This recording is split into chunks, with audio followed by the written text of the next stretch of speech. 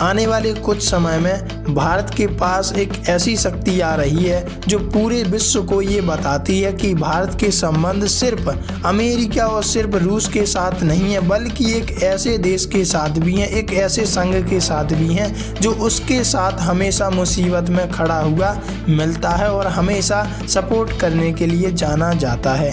मैं बात कर रहा हूँ यूरोपीय संघ की, जो गणतंत्र दिवस के अवसर पर हमारे लिए मुख्य अतिथि के रूप में भारत पधार रही है। बहुत कुछ चल रहा है इस वक्त जियो पॉलिटिक्स में, और आइए जानते हैं क्या है पूरा मामला और यूरोपीय संघ की दिग्गज अतिथि जो आएंगी उन्होंने किस तरह भारत के साथ मिलकर समझौता और व्यापारिक साझेदारी को बढ़ावा देने का प्रयास करेंगी। आइए जानते हैं। देखो, खबर सामने आ रही है, ना पुतिन और ना ट्रंप। गणतंत्र दिवस पर ये दो दिग्गज होंगे मुख्य अतिथि।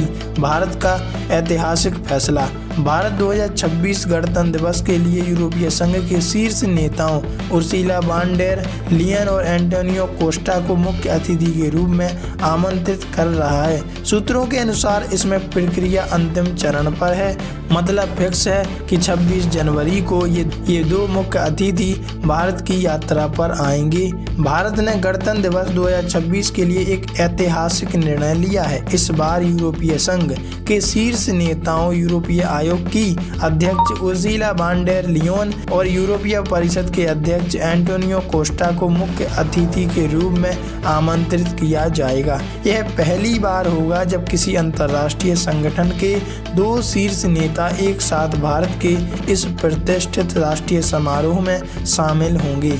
जनवरी 2025 में दोनों नेता नई दिल्ली पहुंचेंगे, जो भारत और यूरोपीय संघ के बीच गहराते रणनीतिक, आर्थिक और कूटनीतिक रिश्तों को एक नई दिशा और मजबूती देने का प्रतीक माना जा रहा है। इंडियन एक्सप्रेस की रिपोर्ट के अनुसार सूत्रों ने बताया है कि यूरोपीय संघ नेताओं को गणतंत्र दिवस 2026 के मुख्य अतिथि के रूप में आमंत्रित करने की प्रक्रिया अंतिम चरण पर है। नई दिल्ली और ब्रुसेल्स जल्द ही इस औपचारिक निमंत्रण और स्वीकृति की घोषणा करेंगे। गणतंत्र दिवस पर मुख्य अतिथि के रूप में किसी विदेशी नेता को आमंत्रित करना भारत की विदेशी नीति में एक अहम और प्रतीकात्मक कदम माना जाता है, जो हमारे कल्चर को बताता है कि हम दूसरे देशों के साथ मिलजुल कर रहते हैं। यह चयन केवल औपचारिकता नहीं होती, बल्कि इसमें भारत की रणनीतिक, आर्थिक और भू राजनीतिक प्राथमिकताएं झलकती हैं। 2025 में कौन थे मुख्य अतिथि? भारत हर साल 26 जनवरी को गणतंत्र दिवस मनाता है, जो 1950 में संविधान लागू होने की याद दिलाता है। यह आयोजन भारत की लोकतांत्रिक विरासत और अंतर्राष्ट्रीय मित्रता का प्रतीक है। अब तक कई देशों के राष्ट्राध्यक्ष या सरकार प्रमुख इस समारोह के मुख्य अतिथि रह चुके हैं। 2025 में इंडोनेशिया के राष्ट्रपति प्रबोवो सुबियांतो मुख्य अतिथि थे, जबकि 2026 में यूरोपीय संघ के दो शीर्ष नेता उर्सुला वॉन डेर लियन और एंटोनियो कोस्टा की मेजबानी भारत के कूटनीतिक इतिहास में नया अध्याय जोड़ देगी।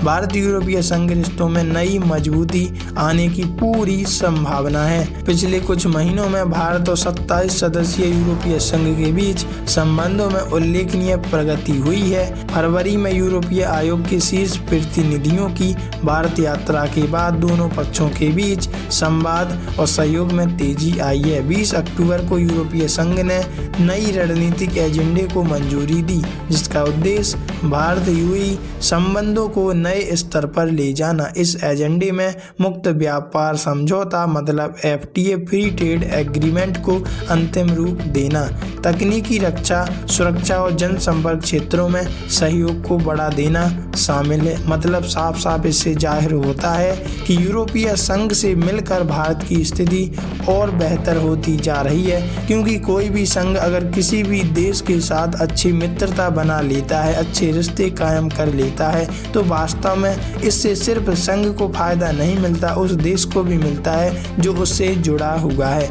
इसी को देखते हुए ये अतिथि हमारे लिए एक वरदान के रूप में साबित होंगे 26 जनवरी को, जो हमारे बीच अच्छे संपर्क को स्थापित करने में फुल जोर कोशिश करेंगे। वैसे आपके हिसाब से क्या वास्तव में आपको लगता है कि अगर यूरोपीय संघ हमारे साथ मिलकर कुछ अच्छा काम करता है तो ट्रंप को इससे परेशानी परेशानी होगी कमेंट में लिखकर अपनी राय जरूर साझा कीजिएगा।